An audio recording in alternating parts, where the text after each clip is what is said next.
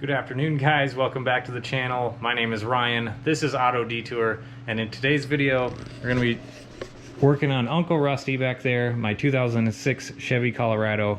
Trying to shoot a couple of quick videos of things we're doing to just bring some life back into Uncle Rusty over there.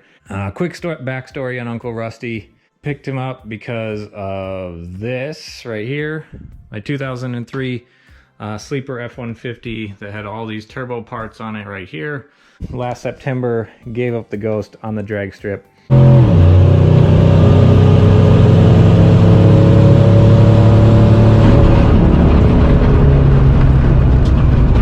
Turns out 14 PSI was just a little bit too much. So Uncle Rusty came into the picture. I had opportunity to pick him up as another vehicle to get around and another vehicle to drive while my F-150 is down, and we get him back up and running.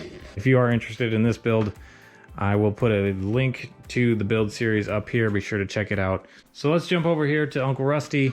He did used to have a PAP cap on, a fiberglass topper, which all over the years rubbed a lot of the paint off of these bed rails here. This side isn't quite as bad, but still doesn't look great.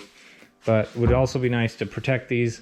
So I did pick up some bed rail caps from Westin. I will put a link to those in the description down below, so be sure to check it out.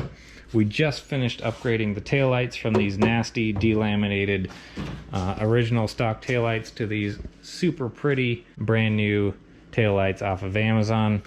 They look really good. Quality looks at least as good as factory, and just really nice to get that cleaned up and looking good. So let's tear into this box and get these bed rail caps installed.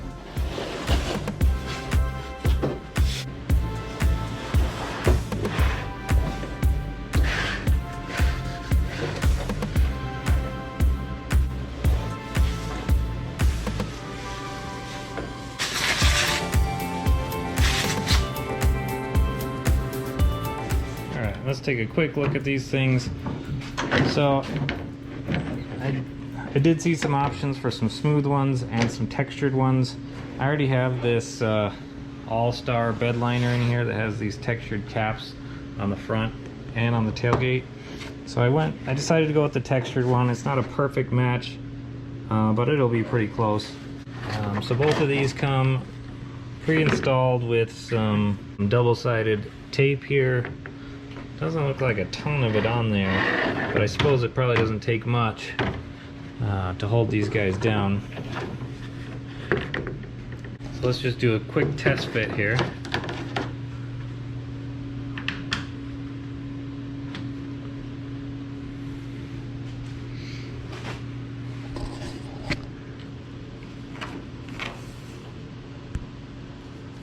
Looks like it lines up really nicely.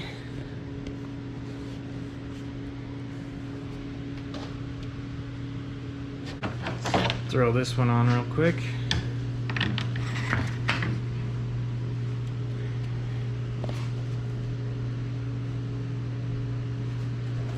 Yeah, looks like it'll be a nice fit. Let's look at the front up here. Yeah, looks good. Gonna get most of that covered up. That's gonna look really nice. All right, let's get those guys installed. Start off by putting a little degreaser on this rag here, making sure there's nothing on here that's gonna make this thing not want to stick. There we go, that looks pretty good.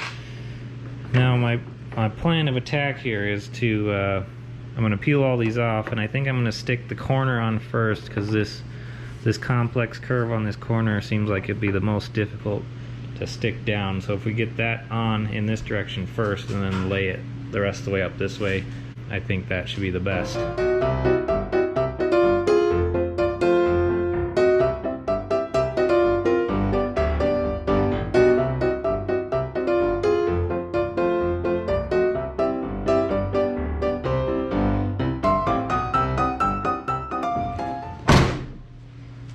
There we go.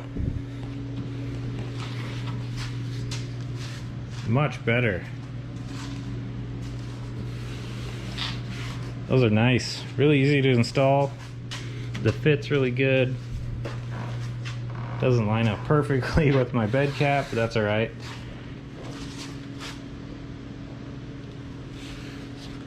It goes right up to the edge of the bed rail, which is perfect.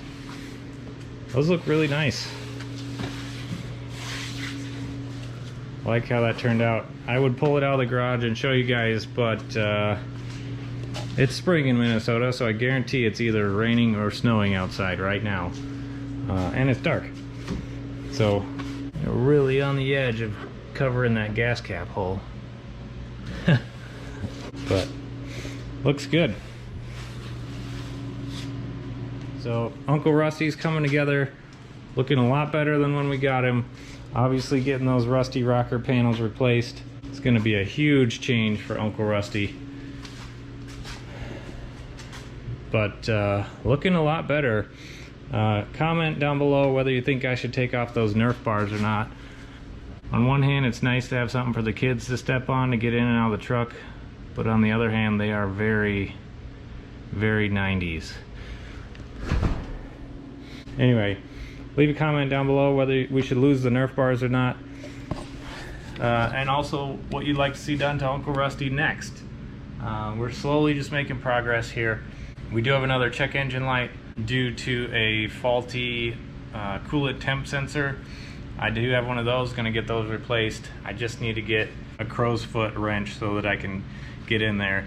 So anyway, we'll be replacing that soon. Hopefully that should be our last check engine code.